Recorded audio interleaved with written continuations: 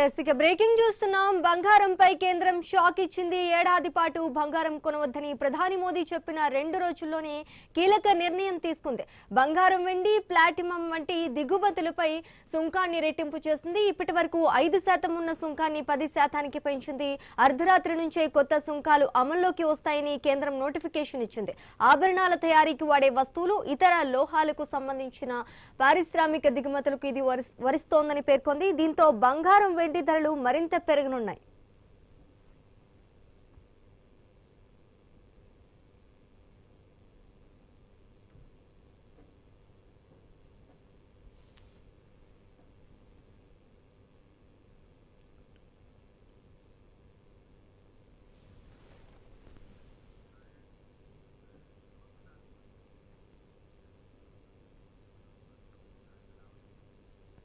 బంగారంపై కేంద్రం షాక్ ఇచ్చింది. ఏడాది పాటు బంగారం కొనవద్దని ప్రధాని మోదీ చెప్పిన 2 రోజుల్లోనే కీలక నిర్ణయం తీసుకుంది. బంగారం, వెండి, ప్లాటినం దిగుమతులపై సుంకాన్ని రెట్టింపు చేస్తుంది. ఇక ఇదే అంశానికి సంబంధించి మరింత సమాచారం మా కరెస్పాండెంట్ గోపీనాథ్ అందిస్తారు.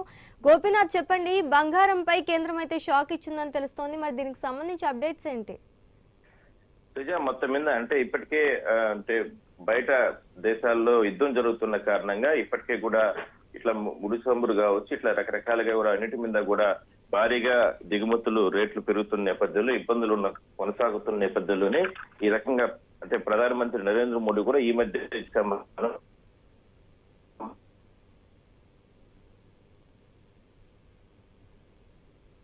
కొనుగోలు చేసేవారు కాస్త తగ్గిస్తే బాగుంటుంది, కొనుగోలు మానే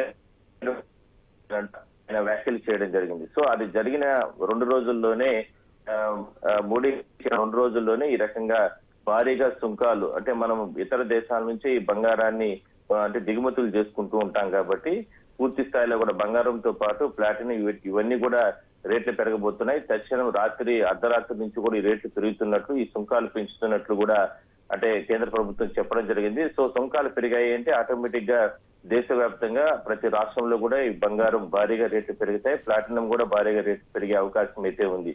సో ఇదంతా కూడా అంటే ఇతర దేశాల్లో ఇప్పటికే అమెరికా, ఇజ్రాయెల్ రెండు కలిపి ఇరాన్ పైన దాడి చేస్తున్నాం. మరోవైపు మిగిలినటువంటి రష్యా కావచ్చు, ఉక్రెయిన్ ఇట్లా యుద్ధాలు జరుగుతున్న కారణంగానే ఈ రకంగా ప్రభావం ఇప్పటికే కూడా క్రూడ్ ఆయిల్ మీద పడింది. మరోవైపు రకరకాలుగా అన్ని వస్తువుల పైన రోజు రోజుకు కూడా పెరుగుతున్న నేపథ్యంలో బంగారం పైన కూడా ఈ ప్రభావం పడిందనే ఇప్పటికే కూడా కేంద్ర ప్రభుత్వం చెప్పింది. అయితే చాలా రోజుల నుంచి కూడా ఈ పరిస్థితులు కొనసాగుతున్నప్పటికీ కూడా కొన్ని రాష్ట్రాల్లో ఈ ఎన్నికలు ఉన్న కారణంగా వాయిదా వేసుకుంటూ రావడం జరిగింది.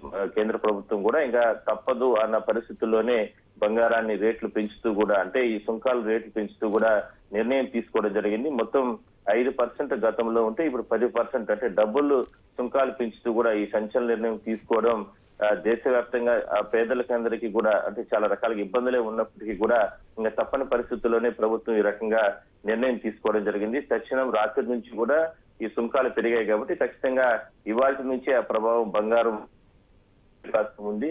సో దీనిపైన మాత్రం అంటే సామాన్యులకు చాలా రకాలుగా ఇబ్బందులు ఉండే అవకాశం అయితే ఉందని మనం చెప్పొచ్చు. Sreeja, right, thank you for the update Gopinath.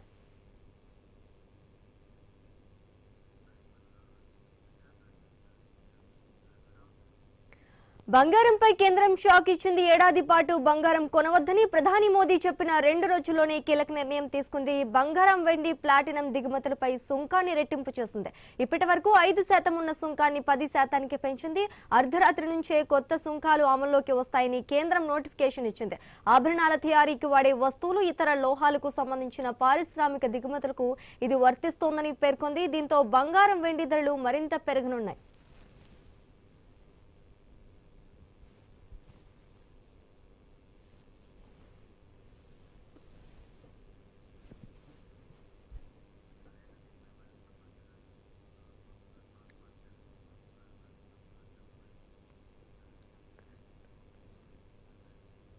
ఇక ఇదే అంశానికి సంబంధించి మనతో పాటు డిస్కస్ చేయడానికి స్టాక్ మార్కెట్ అనలిస్ట్ ప్రభు గారు మనతో పాటు లైవ్ లో ఉన్నారు. ప్రభు గారు, నమస్తే అండి, గుడ్ మార్నింగ్.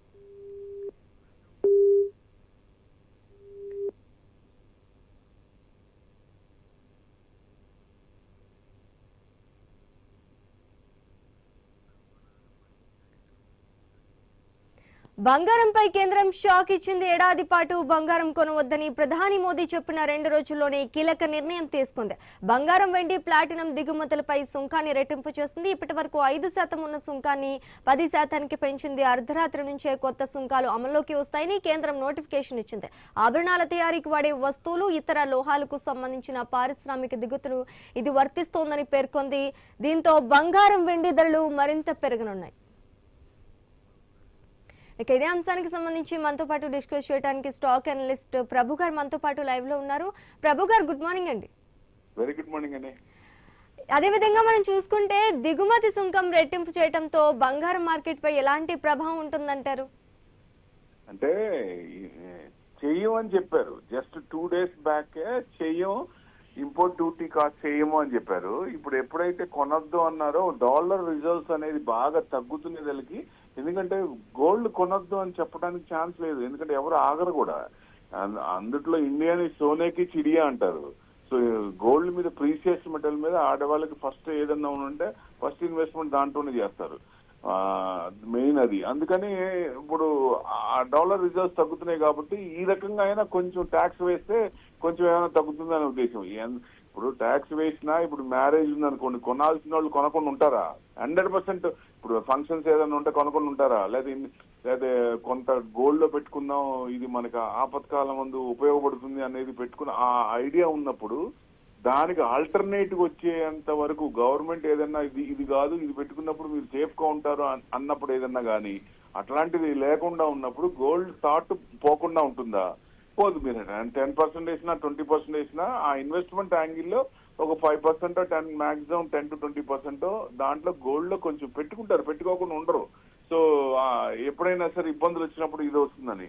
సో చెయ్యము అని చెప్పి గవర్నమెంట్ కూడా చేసిందంటే ఒక రకంగా మన గవర్నమెంట్ కూడా అంటానికి లేదు. ఎందుకంటే డాలర్ రిజర్వ్స్ తగ్గిపోతున్నాయి. ఎందుకంటే గోల్డ్ బయట నుంచి తెప్పించుకుంటాం కాబట్టి ఆ డాలర్ రిజర్వ్స్, ఫారెక్స్ రిజర్వ్స్ మనకి తగ్గుతున్నాయి. క్రూడ్ కొనాలి, డాలర్లు కొనాలి, కన్వర్షన్ లో ఏదైనా డాలర్స్ లోనే ఇచ్చేయాలి కాబట్టి ఆ ఇదితో కొంచెం బాగా తగ్గుతున్నాయి. అంటే వారేమో కొంచెం ఎస్కలేట్ అయ్యేటట్టు ఉంది.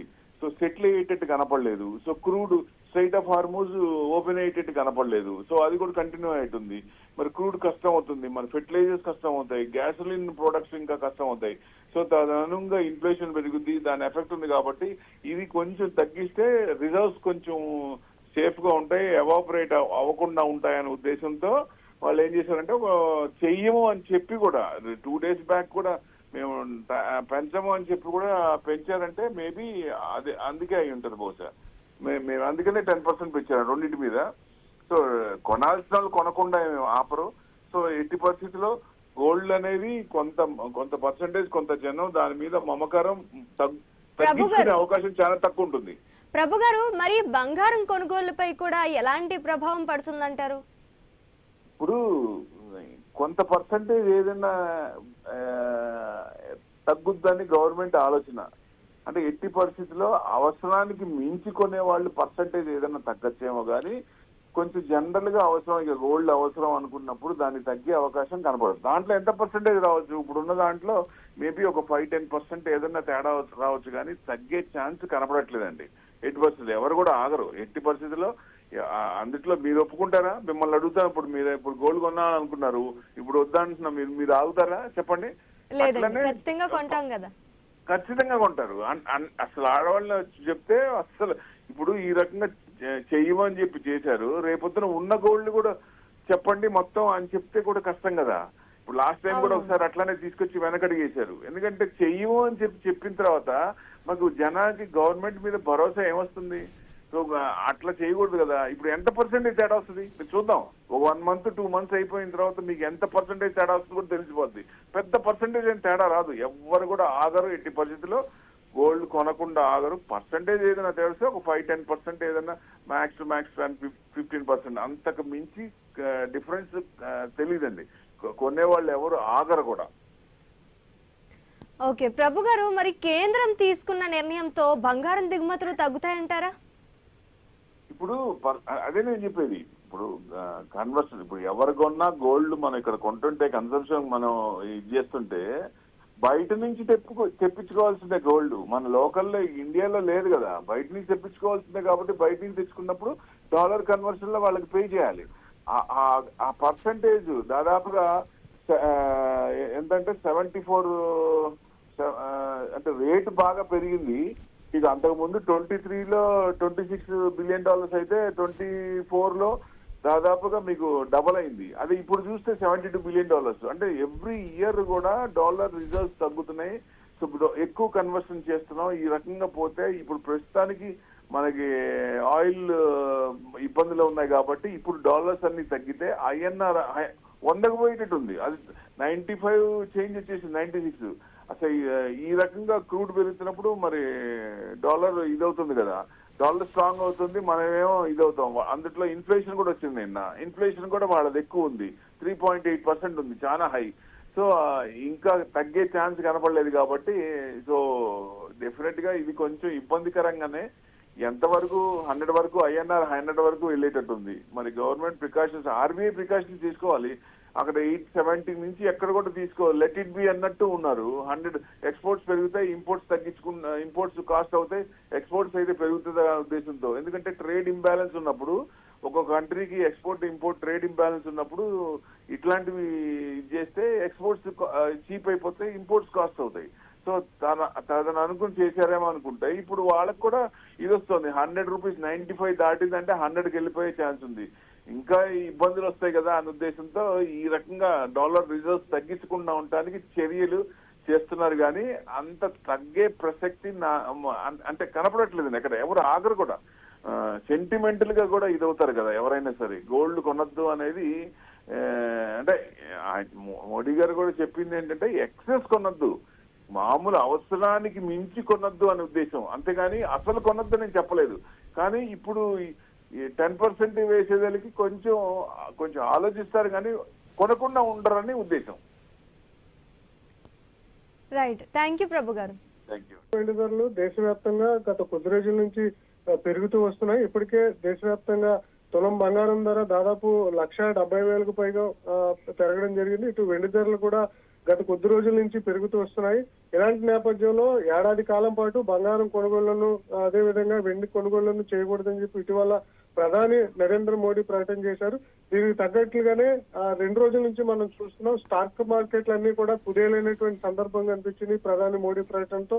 ఇదే క్రమంలో ప్రధాని మోడీ ప్రకటన చేసి 2 రోజులు గడిచిన తర్వాత కేంద్రం ఈ బంగారం వెండి ధరల కొనుగోలు మీద షాక్ ఇచ్చినట్లయింది.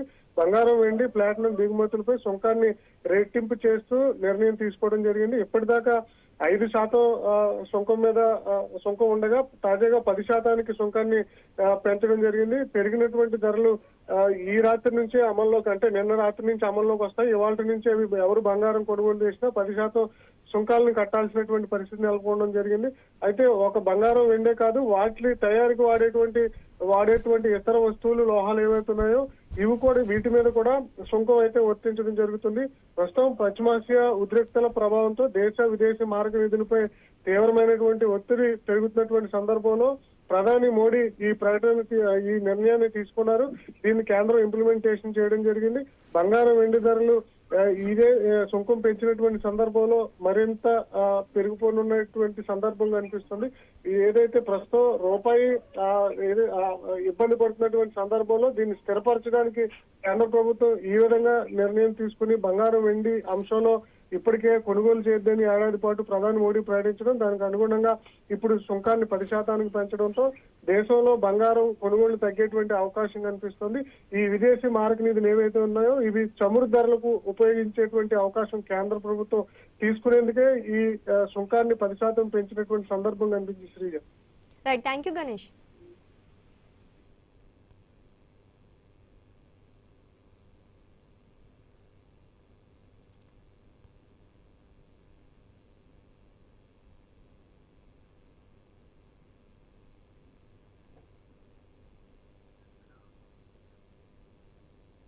పశ్చిమాసియాలో పెరుగుతున్న